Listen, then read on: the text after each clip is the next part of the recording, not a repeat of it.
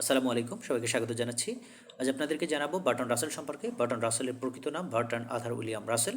তিনি 1872 সালে ইংল্যান্ডে জন্মগ্রহণ করেন এবং 1970 সালে 97 বছর বয়সে মৃত্যুবরণ করেন। তিনি মূলত ব্রিটিশ দার্শনিক, যুক্তিবিদ, গণিতবিদ, সমাজকর্মী, ইতিহাসবেত্তা এবং সবচেয়ে বড় তার পরিচয়, তিনি 20 শতকের শ্রেষ্ঠ দার্শনিক হিসেবে। বার্টন রাসেল বিশ্লেষণধর্মী দার্শনিক হিসেবে বিশেষ খ্যাতি অর্জন করেছেন।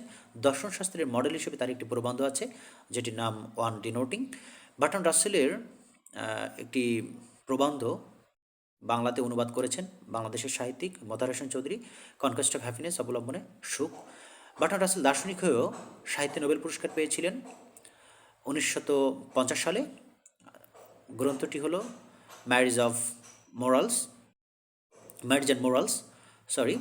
এছাড়া বার্টন রাসেলের আরও কিছু গুরুত্বপূর্ণ গ্রন্থ আছে: the element of ethics, the human society in ethics and politics, marriage and morals, moral and others, introduction to mathematical philosophy, principia of mathematica. এরপরে একটি গুরুত্বপূর্ণ আছে power, a new social analysis and conquest of happiness. Thank you.